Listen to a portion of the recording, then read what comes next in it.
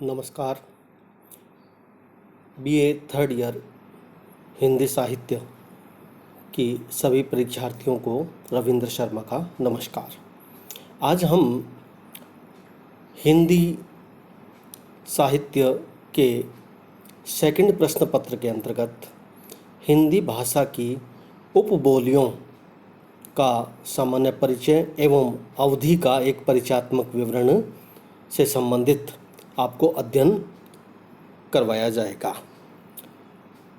इस तथ्य को आप स्पष्ट रूप से समझ लें कि यह जो टॉपिक है हिंदी की उपबोलियां या हिंदी भाषा की विभाषाएं, इसके अंतर्गत पूर्वी हिंदी और पश्चिमी हिंदी की सामान्यतः बोलियों से संबंधित आपके प्रश्न पत्र में टिप्पणी परक या विस्तृत एक प्रश्न पूछा जाता है। तो इस संबंध में आज के व्याख्यान में पहले हम इस तथ्य को स्पष्ट करें कि हिंदी की जो उपबोलियां हैं उससे क्या तात्पर्य है, फिर हम अवधि का परिचयात्मक विवरण प्रस्तुत करेंगे। मैंने अपने पूर्व के व्याख्यान में आपको हिंदी शब्द के अर्थ, उसकी उत्पत्ति के बारे में विस्तार से एक व्याख्यान में बताया था कि हिंदी शब्द अपने विस्तृत अर्थ में हिंदी प्रदेश में बोली जाने वाली 17 बोलियों का द्योतक है।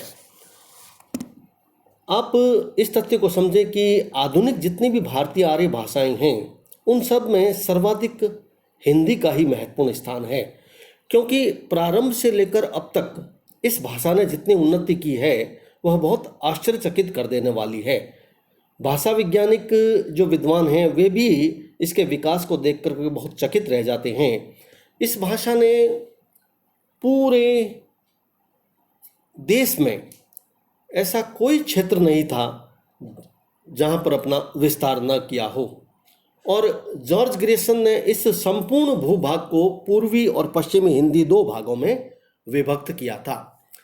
देखिए, सबसे पहले इस तथ्य को आप समझ लें कि जो हिंदी भाषा की जो उपबोलियां हैं, जिसमें मैंने आपको पश्चिमी हिंदी और पूर्वी हिंदी का जिक्र किया था, उस पर आप थोड़ा सा संक्षेप में समझ लें कि पूर्वी हिंदी, पश्चिमी हिंदी, इसके अलावा अन्य कौन कौन सी भी भाषाएं हैं उसका एक संक्षिप्त परिचय आप पहले समझ लें, फिर हम अवधि का एक परिचय आपको बताएंगे।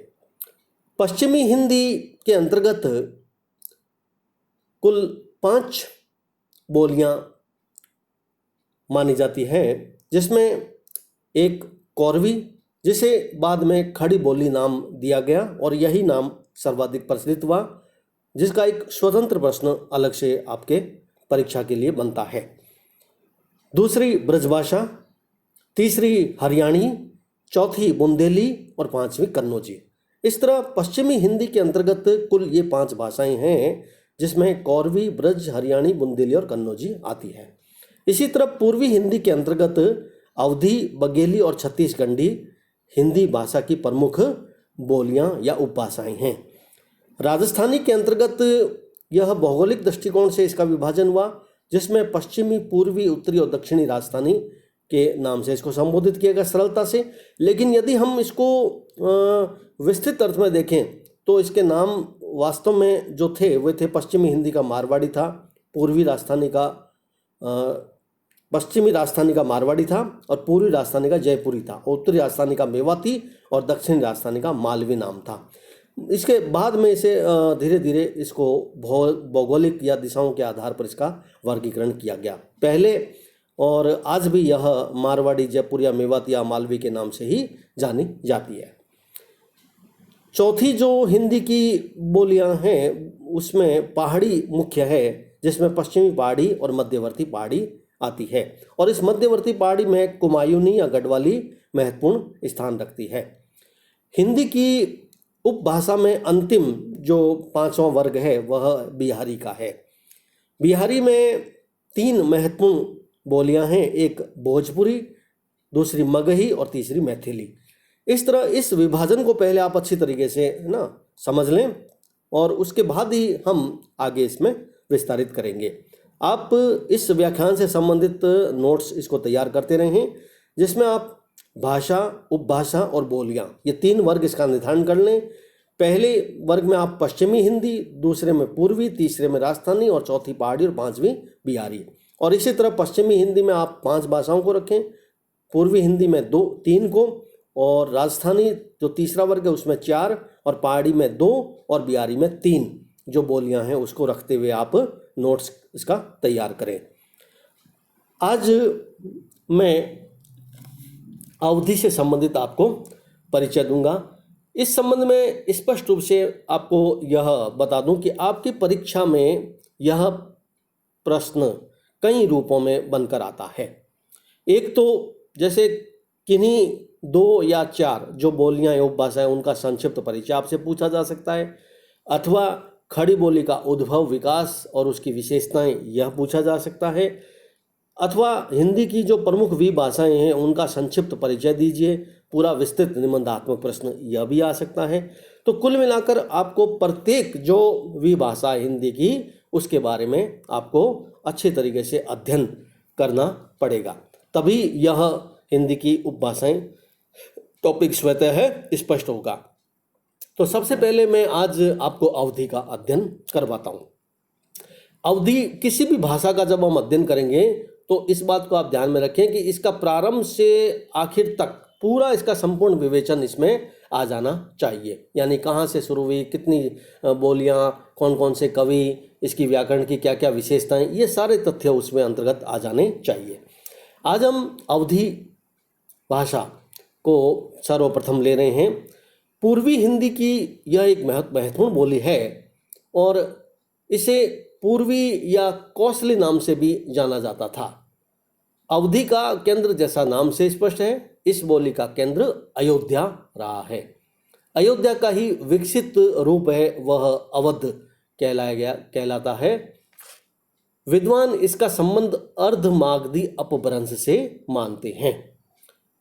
इस संबंध में इसकी तुलना में अवधि को पाली भाषा से बहुत नज़दीकता से विद्वान इसको स्वीकार करते हैं, जिसमें डॉक्टर भोलानाथ तिवारी और बाबूराम सक्सेना दोनों 2 हिंदी के महत्वपूर्ण विद्वान हैं। दोनों इस तथ्य को स्वीकार करते हैं कि यह जो हिंदी की बोली है यह पाली के बहुत नज़दीक मानी जाती है।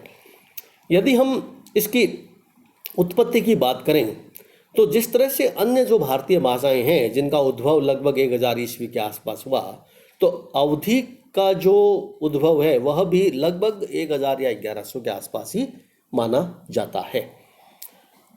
इस भाषा का जो काल है विशेष रूप से वहाँ से शुरू तो होता है, लेकिन इसका मुख्य रूप है वह 1700 ईस्वी से ही देखने को मिलता है, जब मध्यकाल में हम अवधि के रूप में मुल्ला दाऊद का चंदायन, लालचंद का हरिचरित, सूरजदास का राम जन्म, ईश्वरदास की सत्य कथा, कुतुबुन की मृघावती, जायसी, मंजन, उस्मान, नारायण दास आदि की जो रचनाएं अवधि भाषा में हैं, इसमें इसका एक विस्तृत रूप हमें देखने को मिलता है।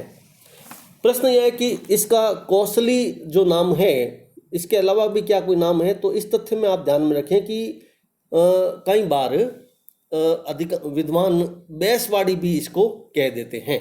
तो इस तरह से अवधि भाषा के 2 अन्य महत्वपूर्ण नाम हो गए, एक कौशली और दूसरा बैसवाड़ी।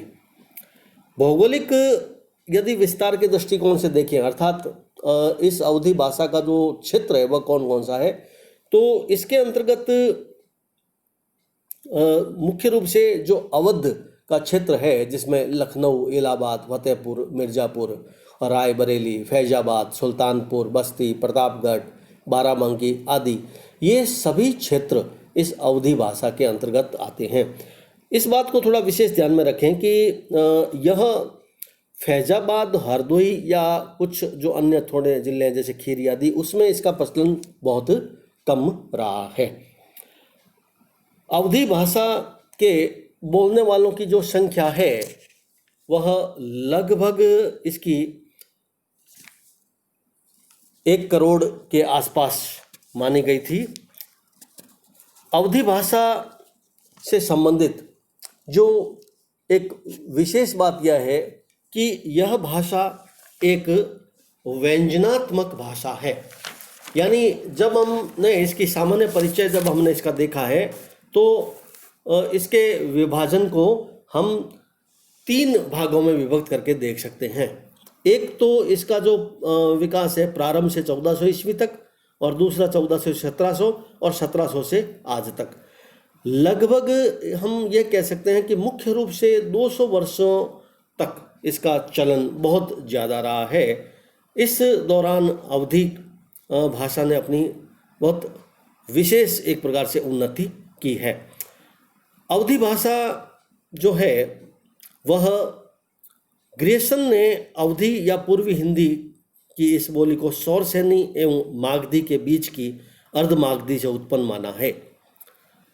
डॉक्टर बाबूराम सक्सेना ने भी अपने मत में अवधी का विकास में ग्रियर्सन से थोड़ी सी असहमति प्रकट की है, और उसका उन्होंने अर्धमागधी का जो जैन ग्रंथ है या जो उसकी पाली है की विशेषताएं, उससे संबंध वो ज़्यादा मानते हैं। अब यदि हम अवधी भाषा की जो व्याकरणिक विशेषताओं को देखें तो इसके अंतर्गत इस बात को थोड़ा बड़ा ध्यान से और सावधानी से आप इसको थोड़ा समझने का प्रयास करें कि खड़ी बोली जो है वह हिंदी, जो आज की हिंदी आप बोलते हैं, उसे खड़ी बोली कहा गया है पूर्व में। उस खड़ी बोली से इसकी तुलना करते हुए इसकी व्याकरणिक विशेषताओं को विद्वानों ने प्रकट किया। उदाहरण के रूप में जैसे खड़ी बोली में जहां अकारांत भाषा का प्रयोग अधिक होता है, वहां अवधी में व्यंजनात् का अधिक प्रयोग होता है। जैसे उदाहरण के रूप में मैं आपको कहूं कि अवधी भाषा में जो घोर शब्द है, मूल रूप से खड़ी बोली यदि हम देखें तो उसका अर्थ घोड़ा माना गया था। यानी जो घोड़ा शब्द था वह अवधी में घोर हो जाता है, यह अकारांतता के कारण हुआ था। इसी तरह हिंदी के ए औ जो अवधी है भाषा में है, वे संयुक्त अक्षर के रूप में बिल्कुल वैसे ही बोले जाते हैं। उसको वहाँ पर आई या औ के रूप में उच्चारित किया जाता है। आप इसको अच्छी तरह समझ लें कि हिंदी के जो ए और औ है वह अवधी में संयुक्त अक्षर के रूप में ही बोले जाते हैं, वह वहाँ पर आई और औ के रूप में बोले जाते हैं। उदाहरण के रूप में जैसे मैं आपको बताऊं कि मैंने एक शब्द बोला अभी जैसे, तो अवधि में वह जैसे नहीं बोला जाता है, वह जैसे बोला जाएगा, जिसमें ई का उच्चारण किया जाएगा। इसी तरीके से हम शब्द एक बोलते हैं औरत, लेकिन अवधि में वह इस तरह से नहीं बोला जाता है। अवधि में वह बोला जाता है औरत। ऊ का प्रयोग यानी वह संयुक्त अक्षर के रूप में हो गया। यहाँ औ मैंने आपको पहले स्पष्ट किया कि जो औ है वह औ में हो जाता है, इसलिए औरत है वह औरत में बदल जाएगा। हिंदी में जो श है, मूलतः आप सामान्य रूप से 3 श का जो प्रयोग करते हैं, अवधि में हम सामान्य रूप से केवल एक ही श देखने को मिलता है। मूल रूप एवं तिर्यक रूप है वह एक वचन में समान रहते हैं अवधि में। जैसे हिंदी में मूल रूप जैसे मैंने कहा घोड़ा, तो उसका तिर्यक रूप घोड़े बनता है, किंतु अवधि में इस बात को ध्यान में रखें कि उसका एक ही रूप रहता है, वह घोर रूप ही रहेगा। विशेषण मूल रूप से प्राय व्यंजनात् होते हैं अवधि के अंतर्गत। इस तथ्य को भी आप अच्छी तरह समझ लें।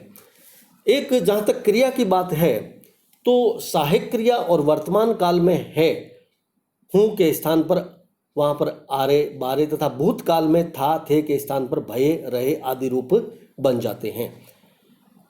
अवधी भाषा हिंदी की एक प्रमुख उपबोली है और इसका मुख्य देखते हैं हम अवधि के अंतर्गत बहुत सारे जो हमारे महत्वपूर्ण कवि हैं जिन्होंने अवधी भाषा में बहुत महत्वपूर्ण साहित्य सृजन किया था, जिसके अंतर्गत आप सभी परिचित हैं उस कवि से, वह हैं तुलसीदास और जायसी।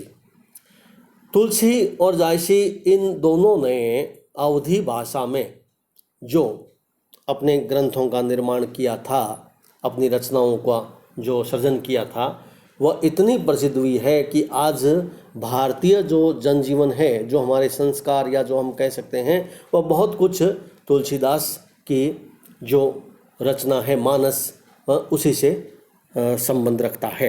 तो अवधी एक समय में हिंदी की एक बहुत महत्वपूर्ण बोली या उसकी भी भाषा रही है। धीरे धीरे इसका जो विकास है वह थम सा गया था और लगभग 200 वर्षों तक इसका प्रचलन रहा था। और बाद में धीरे धीरे प्रेमाख्यानक रूप में जब जायसी आदि के द्वारा इसका मध्यकाल में प्रयोग किया गया, तत्पश्चात धीरे धीरे इसका प्रयोग कम होने लगा और एक क्षेत्र विशेष तक अर्थात केवल अवध तक ही इसका जो क्षेत्र है वह सीमित रह गया था। धन्यवाद।